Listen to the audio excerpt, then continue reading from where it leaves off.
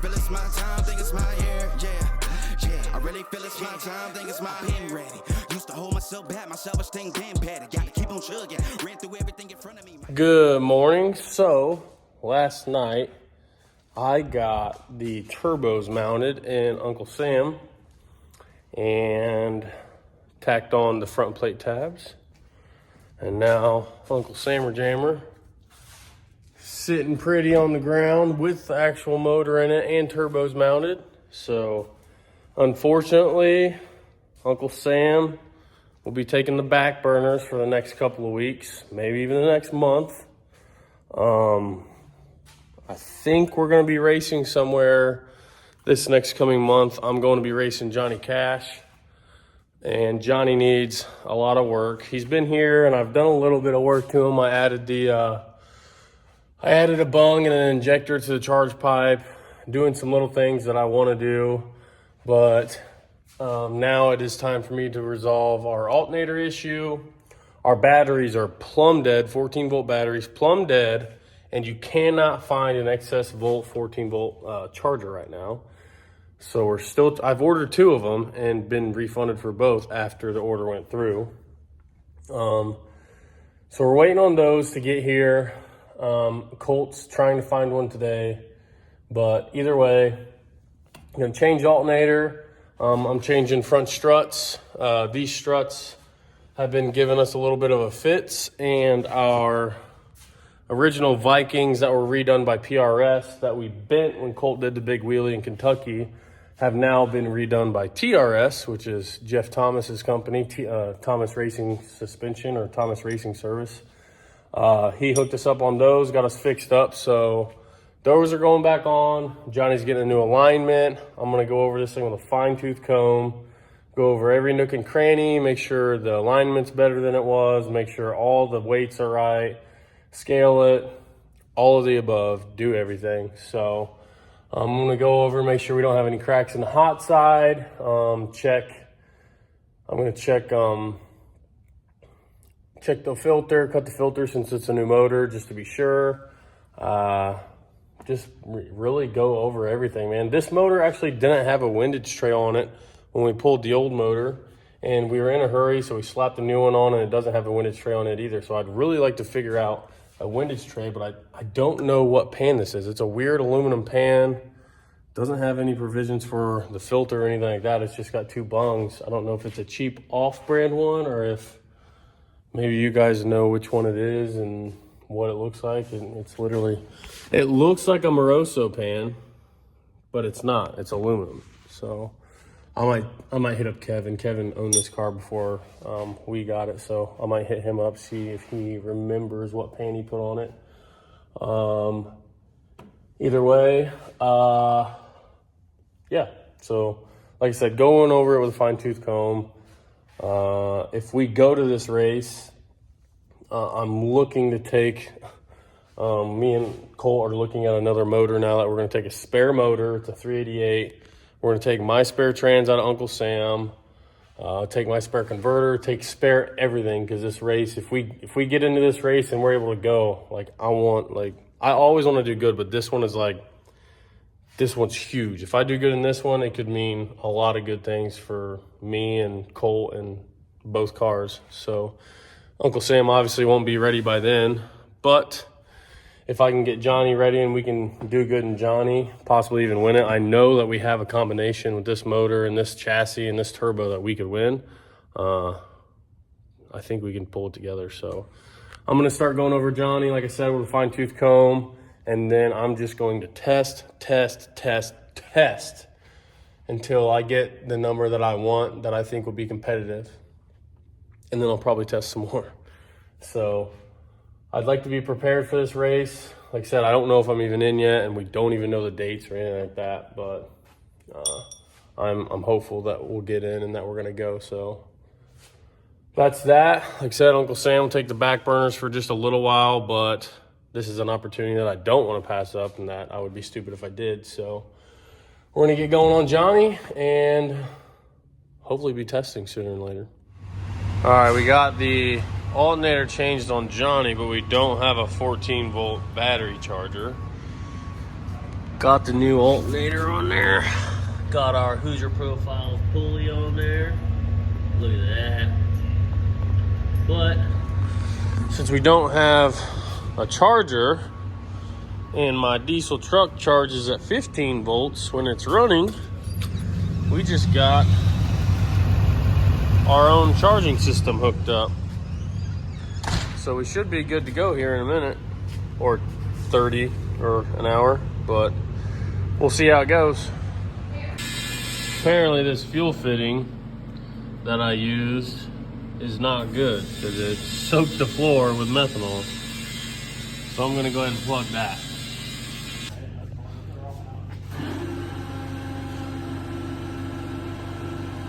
Lulu's got the magic touch and the stair. Yeah, boy.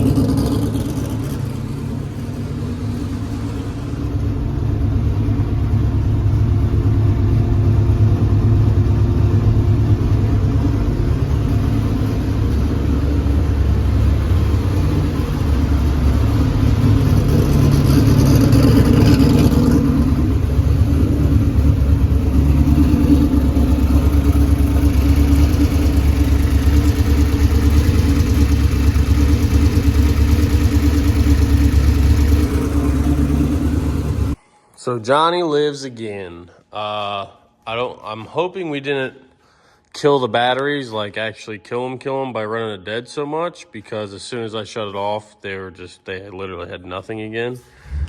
But I need to I spaced out that pulley on the last alternator, and apparently it doesn't like it now because it's trying to ride off the pulley. So I'm gonna take the belt back off and then take the spacer off the pulley, and then time to change shocks. Woo woo. So that's what I'm doing. I'll probably splice this video into my last little bit that I did with Uncle Sam, and that'll be that. Next video might be testing or something like that. I'm not really sure how I'm gonna work this in, like how I'm gonna transition the videos or not. I'm not a real YouTuber or anything, so bear with me. I'm trying to get an NFT to get them when they're hand and crypto, learn how to fix that. I don't really hold out of books, but I'ma learn how to fix that. Some opportunities and never come unless you paying attention, so no, I can't miss that. Moving MVP, I got the record, I might have to prove something. Big jumper worthy, they gon' have to retire my jersey early. Whole crew coming, had to work something, cause I had nothing in my pocket. Yeah, I did all that. Big plans, partners trying to make profits. Yeah, I did all that. Work, sweat, and tears breaking, even no wins. Yeah, I did all that. Had to make it happen. Putting hours in my practice, I did all that. Yeah, I can't take no loss. Yeah, I don't even know what it costs. I hit the ground, then it go off. Yeah. I'm not sure if you could see in my little time lapse I got going on here, but normally I put like a jack, like a screw jack under here, and it makes it really hard to raise and lower the car. So this time I just ran a ratchet strap under. I took these bolts, took the nuts loose, unscrewed this all the way so that way it relieved pressure off of the shock, and then I put this ratchet strap under here, lifted up on the wheel and tire deal, popped the bolts right out, and then as soon as I popped them out, I was able to lower this and push the shock off, and it actually was super duper easy. Now, all I gotta do is lower the car on the lift and then take the nut off the top, and I can take this whole shock assembly out of there instead of doing it the hard way like I usually do and try to get a jack under there and all that BS. So this worked out pretty well. I'm pretty happy about this. So it's funny, the Vikings have almost a whole inch more of travel than the AFCOs, but the AFCOs have a longer shock body. So I'm not really sure what the deal is there. Look at the difference. But either way, we had better luck with these anyways, but Jeff Thomas is going to redo these for us and get them right because we had some issue with these. So Thomas to the rescue, and these bad boys that we had better luck with are going back on anyway. So I'm going to get to putting these back on. I just wanted to show you just a side-by-side comparison of that. Normally, it really doesn't matter the brand of shock with the travel. AFCOs, Vikings, pretty much those are the only two that people normally run. The AFCO normally is a better shock with more adjustment and works better. These just weren't quite right for us. But it normally depends. The travel normally just depends on who builds them too. So it's not like AFCOs can't have more travel than these or anything like that. These aren't like the best shock ever, but either way, these work great. Vikings revalved work really good. So we're gonna get these back to Jeff to get so he can build them better, make them better, they can be better, and then we'll have 2 sets of bad boy shocks. So I'm gonna get these things on and then get Jonathan Cassius back on the ground. Okay, so the tops of the Viking shocks and the tops of the AFCO shocks are different threads. So I found a bolt that's the same thread because we don't have the hardware for those. So I'm gonna go get some hardware, aka just some washers and a couple nuts, and then we can throw the shocks back on this thing. I'll tell you one thing that I've found is the hardest thing to do is keep stuff organized. But I'll tell you the one thing that makes me the happiest, one thing that makes me the happiest is when I have stuff organized. Because I'm not an organized person at all. But on the rare occasion that I organize stuff, I like it a lot. So I'm going to try to be as organized as possible with all the spare parts that we have for Johnny, and then go from there, because I feel like the more organized, the more planning we do, maybe the better we can do with our race program. Not that I still won't probably just wing it most of the time, but in other areas that I don't need to be winging it, I'll be prepared and organized. That way I spend less time doing things that I shouldn't be doing, like going and chasing parts or nuts or hardware.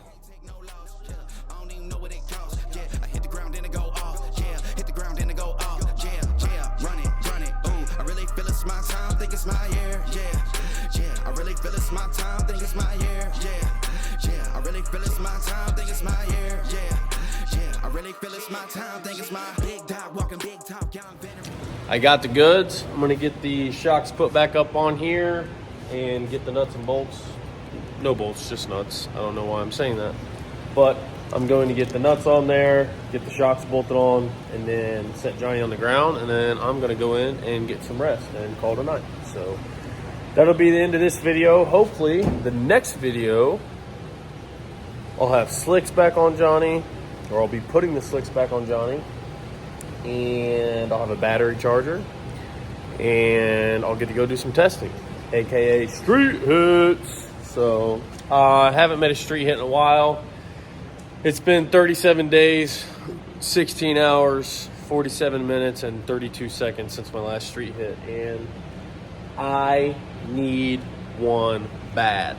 So gonna get Johnny back together, go make some street hits, get some data, get some tunes, go fast, and then we're gonna go win some money.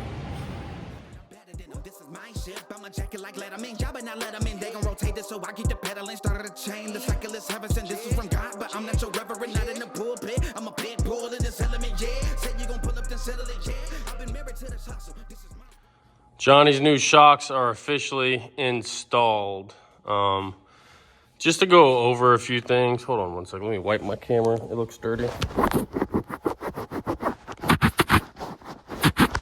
Sorry about that. We're back. Camera looks less dirty. But one thing about installing long travel on a Foxbody is it's not as hard as you would think, especially since every Foxbody nowadays normally has a tubular K member and all that good stuff already in it. And you know, the tubular K member normally comes with tubular control arms. But the main thing with long travel is just like I stated in the video of Uncle Sam over there, is you want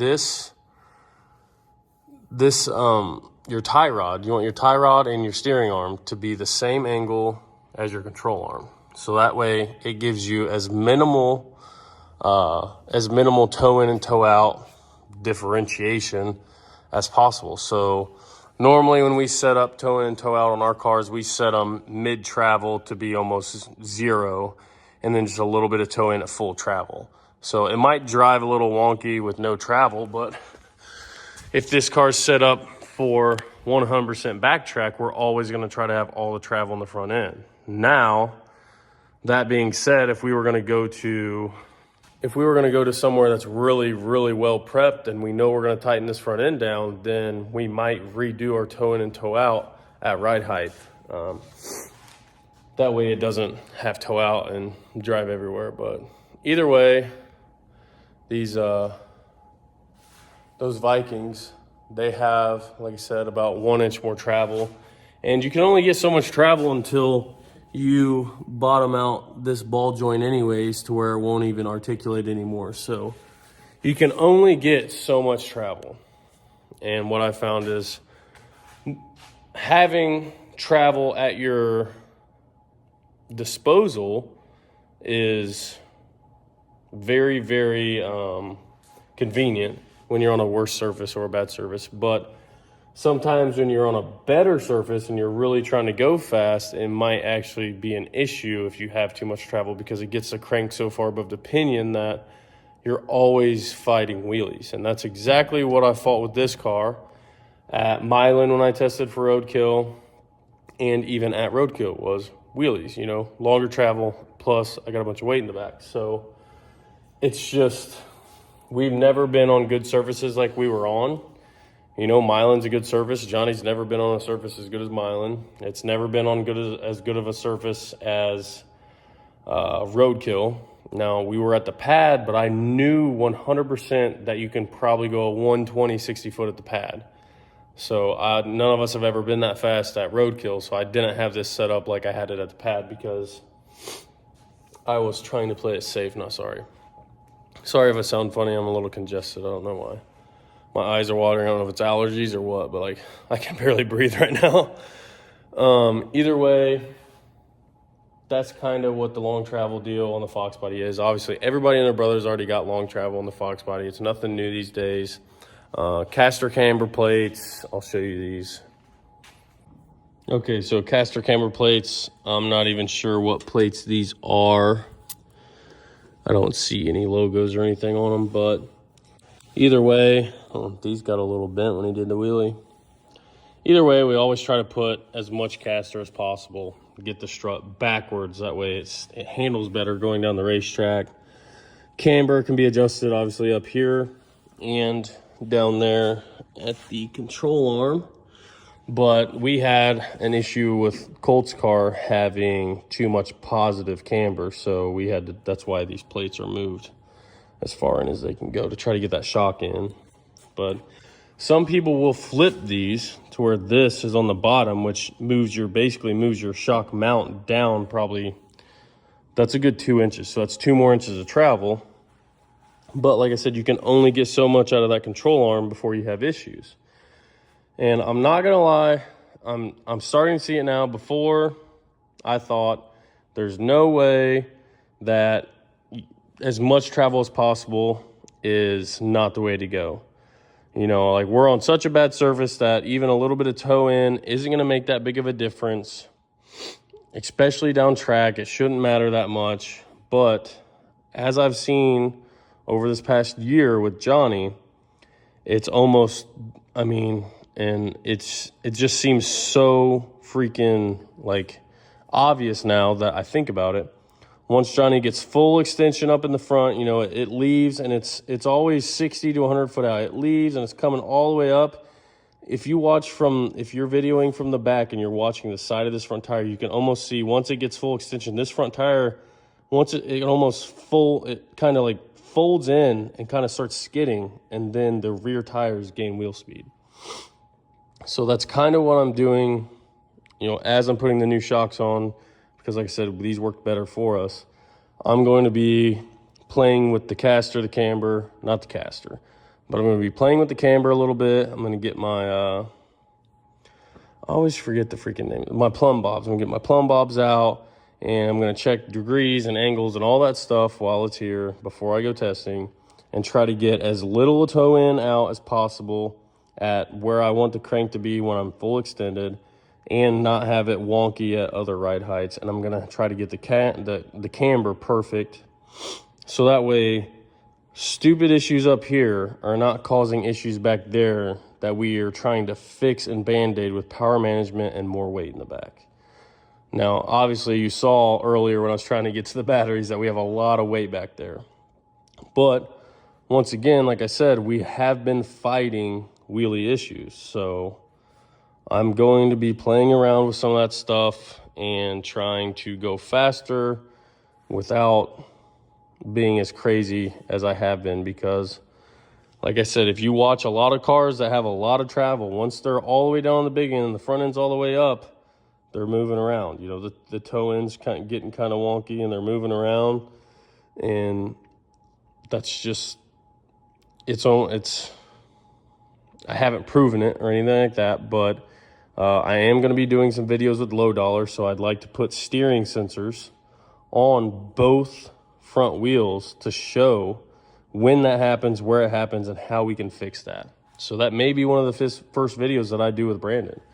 Also, and you may be saying, well, Nick, you sell long travel G-body and S10 stuff. Well, a Foxbody right off the showroom floor, you know, or with a strange 10-way single adjustable, it normally has it's got like 8 inches of travel anyways. If you get any other kind of G-body or S10 shock, you're looking at like 3 or 4 inches. So even if you buy our brackets that I make and all that, and put in to where you have 10 to 12 inches of travel, the toe in is still not that bad. As you can see, the vehicles that they've been on have had really good luck. And it's a little different with the dual A-arm setup rather than the Foxbody strut, because of how that's a solid mounting point up there. So that's my history lesson for what my knowledge of long travel is today. But obviously I'm not a physicist, I'm not a geometrist, whatever you want to call them. So this is just going purely off of what I think in my brain, what I've seen with my eyes, and what we've seen on data. You know, everybody has 15 different ways to skin a cat. People may say, you're wrong here, you're wrong there. I'm just trying to tell you guys what I think. I'm not telling you that I'm right, you're wrong, anything like that. I'm just trying to take you guys along with me on my journey with Johnny Cash and Uncle Sam. I hope you enjoy it. And if I say something that's completely wrong and you're like, dude, he's totally wrong, that's stupid for him to say, please tell me, or, you know, comment, something like that, because like I said, I'm just learning. I want to take you guys along with me. If you can tell me something that I don't know that other people can read in the comments and they can learn too, then even better. So I'm calling it a night. I don't know if I'm coming down with a cold or allergies or what, but man, my nose is stopping up and like my head's getting stuffy and I can't even hardly think straight now. So I'm going to call it a night, and I'm going to edit this video, and I'm going to get back at it early tomorrow.